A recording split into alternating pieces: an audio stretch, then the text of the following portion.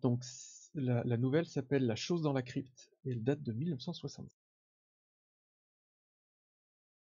Depuis 2 jours, les loups suivaient sa trace à travers la forêt, et voici qu'ils gagnaient à nouveau du terrain.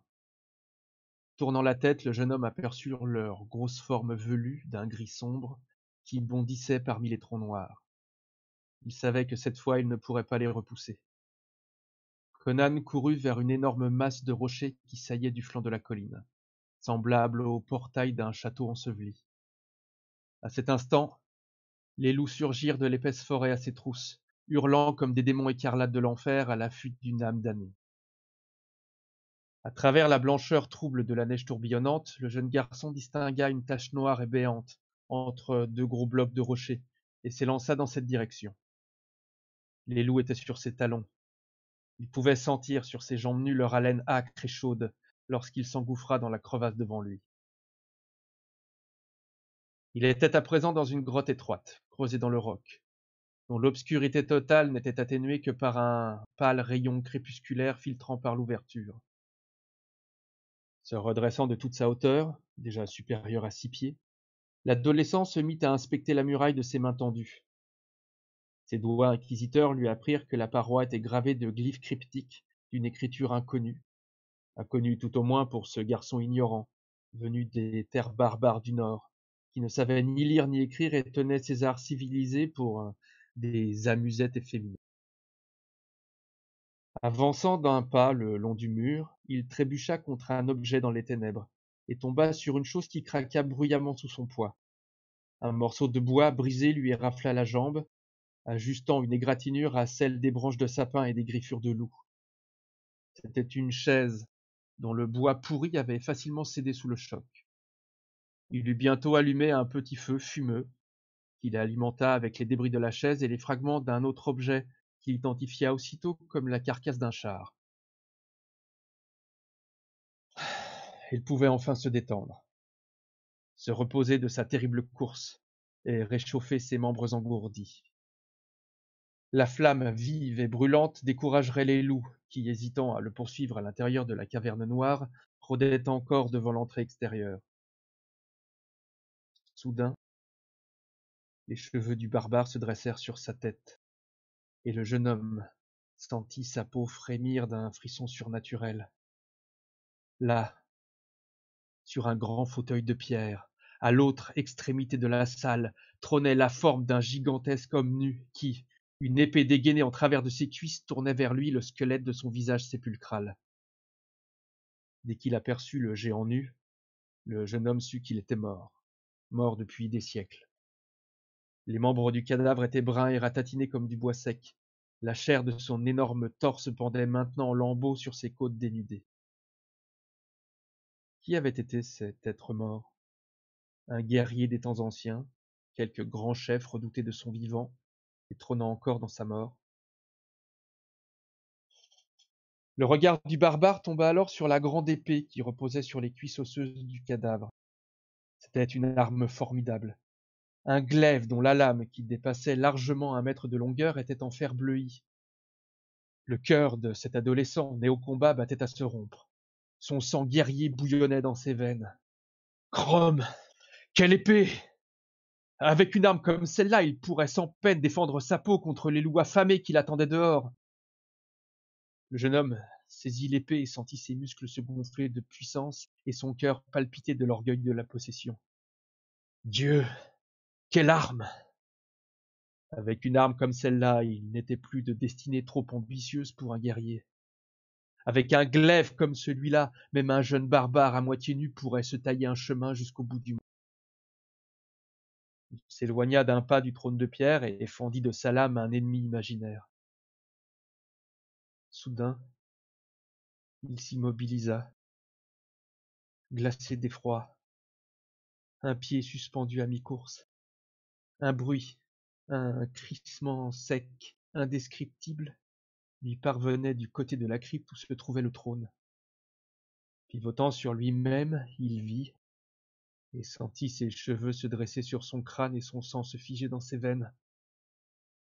Le mort était vivant, d'un mouvement lent et saccadé. Le cadavre se leva de son grand fauteuil de pierre et fixa le barbare de ses orbites noires. Traversant la salle d'un pas mal assuré, la créature s'avança tel un monstre abominable sorti des fantasmes diaboliques d'un démon. Dépliant ses serres osseuses, elle fit mine d'arracher le glaive des mains vigoureuses du barbare. L'épée réagit instinctivement dans les mains du jeune homme. La main sectionnée tomba sur le sol avec un claquement sec. Mais cette atroce blessure ne ralentit même pas la marche du cadavre.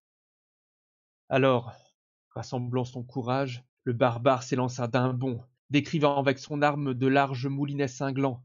Un coup atteignit la momie à côté, et le cadavre fut projeté à terre avec fracas. Le jeune homme demeura pantelant au milieu de la crypte, serrant l'antique épée au creux de sa main. Les yeux dilatés par l'horreur, il regarda la momie se relever avec un long cri, puis s'avancer, pointant sur lui le squelette de sa main restante, qui est déjà mort. Lentement, ils tournèrent plusieurs fois autour de la salle. Conan avait beau faire tournoyer vaillamment son arme, il perdait peu à peu du terrain devant l'avance opiniâtre de ce mort qui le harcelait. Un coup manqua le bras unique de la momie, qui le retira juste à temps de la trajectoire du glaive. Emporté par son élan, Conan effectua un demi-tour, et la créature en profita pour se ruer vers lui. La main griffue agrippa l'adolescent par un pan de sa tunique, dont elle arracha l'étoffe élimée, ne laissant pour tout vêtement que ses sandales et son pagne. Conan fit un bond en arrière et visa le monstre à la tête. La momie se déroba et Conan dut à nouveau lutter pour échapper à son étreinte. Il lui asséna un coup formidable sur le côté du crâne, qui emporta une corne de son. Au deuxième, le reste du casque vola dans un coin, dans un tintement de ferraille. Un troisième coup entama le cuir sec et brun. Pendant un bref instant, qui faillit être fatal au jeune homme, la lame se trouva immobilisée, et tandis qu'éperdu, il tâchait de la dégager, il sentit d'antiques ongles noirs lui labourer la peau. L'épée frappa encore une fois la momie au côté, et l'espace d'une seconde qui eût pu être décisive se logea dans sa colonne vertébrale. Mais le mort se libéra d'une secousse. Rien ne pouvait, semblait-il, avoir raison du squelette, puisque mort, il était insensible à la douleur.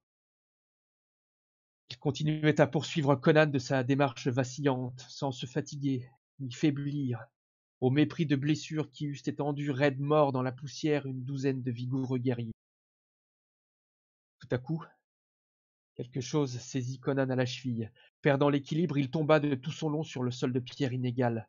L'abominable créature de cauchemar se dressa au-dessus de lui de toute sa forme monstrueuse, et une main griffue se précipita vers sa gorge. Conan réagit instinctivement. Rassemblant toute son énergie, il lança ses deux pieds contre le ventre ratatiné du mort. Projetée en l'air, la momie alla s'écraser bruyamment derrière lui, au beau milieu du feu. Conan arracha de sa cheville la main mutilée qui s'y agrippait encore, et envoya le membre rejoindre dans le feu le reste du squelette. Il s'arrêta, ramassa son glaive et constata que la bataille était terminée.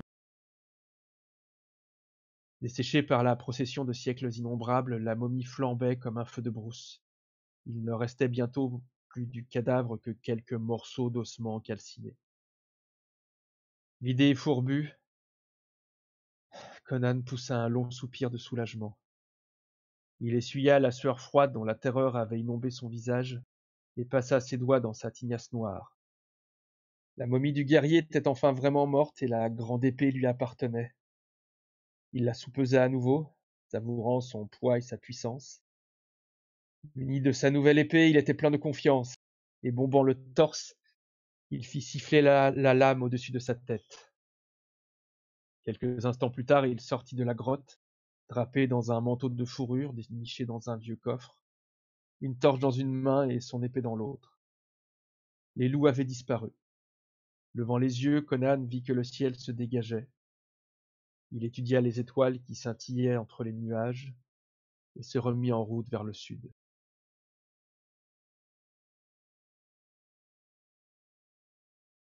Et voilà.